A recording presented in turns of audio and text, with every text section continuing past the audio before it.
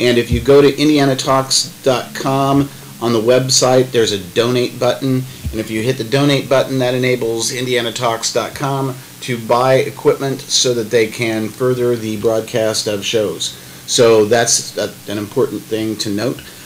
We are here today in this is coming from Broad Ripple, which is on the north side of Indianapolis, and we have a distinguished panel of guests today. To my left is John Strinka, chairman of the Indianapolis Socialist Party. John, welcome. Thank you. John's been on the show before. To my immediate left is Jeff Cox, Indianapolis attorney and also author of Rising Sun, Falling Skies. Yep. Got it right. Is that available for pre-order, Jeff? They've moved back publications. We have more time to edit because you know how wordy I am. Yes, you are wordy. You're in verbose. Very verbose. Verbose and wordy. But it's still available for viewing, and the your book has preview pictures of it. Yes, it actually has pictures of it, Like and places you can color. Oh, good. Also with us today, first-time guest, is Maya Axton. Maya, welcome. Thank you. And Maya is a blogger and a small business owner here in Indianapolis. You have a blog? Yeah. What is your blog? On the back of that card right there. Oh, I will have to read that. CreatingMaya.com. And it's Maya, M-I-A-H. Yep. Which on the video people can see because it's a caption underneath your face, but on the audio they can't. This is a potpourri today. We're going to talk about a bunch of different issues. Or as my junior high English teacher said, potpourri. Potpourri. She actually said that. Really? English teacher? Yes. In Indiana. A public school English teacher. First thing I wanted to talk about was the Republican Party's efforts to redraw the Electoral College map. Now, apparently there are efforts afoot by the Republican Party in only certain states, only in states where the presidential vote was such that... Well, you're making it sound like this is some kind of organized effort. It's done state by state by state. There's not some national party that's saying, okay, redraw or redo it here. They're not redrawing. Paul, the chairman of the Republican Party, the national chair of the Republican Party, announced this as a policy this week at their retreat. And it's up to each state whether to adopt it. Okay, but you just said there's not some kind of overall policy where, yeah, there is. The national party is cherry-picking states so that they can try to get the electoral vote just right and ignore what the popular vote is. What I'm saying is the national party doesn't control the states. The states do whatever they want to do. And in this area, we should explain, first of all, the way the Electoral College works. Yeah, because the Electoral College in all but 2 states, whoever wins the plurality of the votes for President of the United States... Plurality means the most votes. Good, yeah. In that particular state. But a lot of people don't know what the word plurality means. So if you have 3 candidates... Actually, you've got 2 candidates from the major parties, and then 1 candidate from an alternative party is running against them. Whoever has the most votes out of those 3 parties in that state gets all the electoral votes. And even that's a misstatement, because what you get is all the electors. The electors are human beings who are on a list provided by the parties before the election. And those, Indiana, we have 11. Those 11 people who are elected then go later on to vote for president. It's a slate of electors. But it's very, very, very rare that the elector, because the Electoral College, as the framers foresaw it, would be kind of an upper chamber almost, like a deliberative body that would reconsider what the democratic will of the masses was and vote for the person that each elector would that they felt was the best candidate for president of the United States. Early on, actually, first of all, there's nothing in the Constitution that says how states are going to pick their electors. Early on, most states had their legislatures picking the electors. Then later, and I did some research, Mark, and you'll be impressed. In fact, virtually all of them had the legislature. Some had the electors that ran by district within the state. Some had the electors, all the electors appearing on the ballot. You would actually go in and vote for people. Now that's no longer the case. I don't think there's many states that still have that system where you actually go in and see the people. Who are the electors? The electors. Now you vote for a candidate, and your vote for that candidate ultimately, assuming you're in the majority or plurality, elects the slate of electors. Okay. And then those people go and turn around and vote. Okay. But we've had different systems. This winner-take-all system Has been the dominant system for lately. Lately, meaning 100 years. Last 100 years. That's Are there two states that Yeah, for the last century. proportionally- But to clarify, I think what you're talking about is stimulated or exemplified largely by Virginia, where there's a very active movement to redefine the way they apportion their electors. Yes, because what has happened is that more of the population is located in smaller concentrated areas. So a lot of the demographics skew against the Republicans.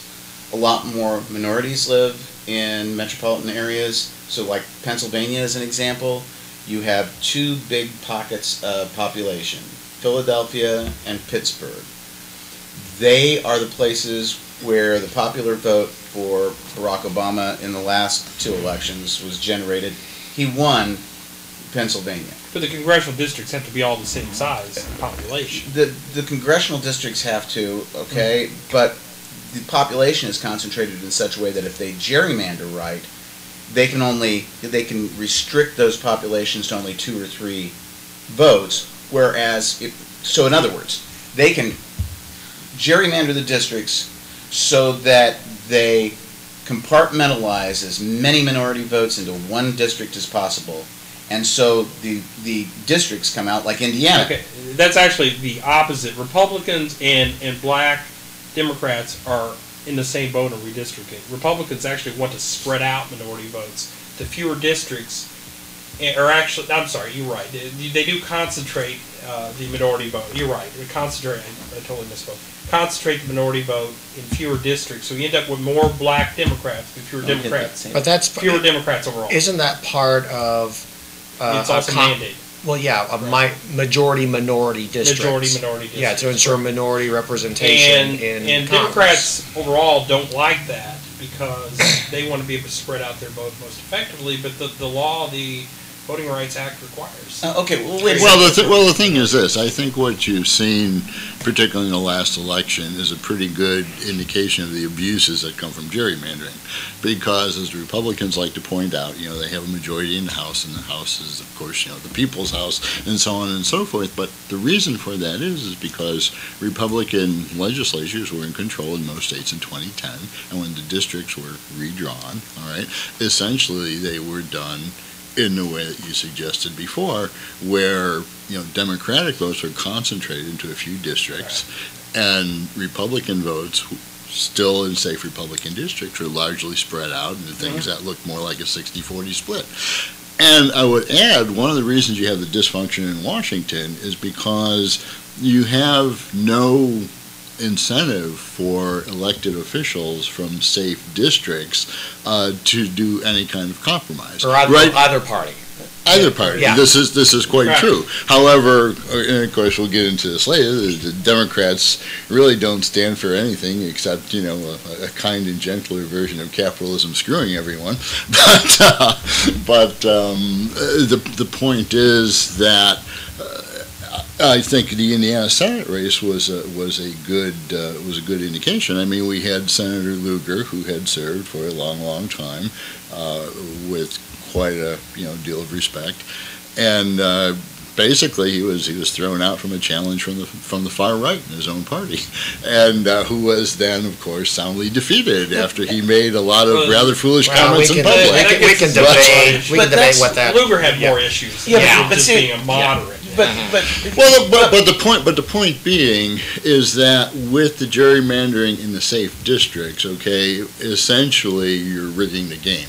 And by so doing, you're giving short shrift to the democratic process. I mean, yes, within the Constitution, you can do all kinds of things, but I would submit that the way we're doing it now with the gerrymandered district is not serving us very well. And the gridlock in Congress is indicative of that. I don't know that the Lugar primary deal and the Lugar election deal is an example of gerrymandering or a lack of the democratic process. No. But in terms of the redrawing of the Electoral College map, if it is such a fair thing to do, then why is it that it's only these 5 or 6 swing states that were so critical in the election upon which the Republicans seem to be focused. Maya, you haven't said anything so far. Oh, I'm completely against the whole idea of the system, anyways. I mean, we're trying to fix a problem and putting a Band-Aid on, a flesh wound. It's the whole gerrymandering thing. I mean, nobody pays attention. Look how many people didn't vote in this last election. You think people care? I mean, you're talking about, it's not working for us. Nobody cares. Nobody votes. Nobody pays attention. So these elitists are up there just doing whatever they want. They don't care. I mean, you keep talking about differences between the Republicans and Democrats. There's no difference.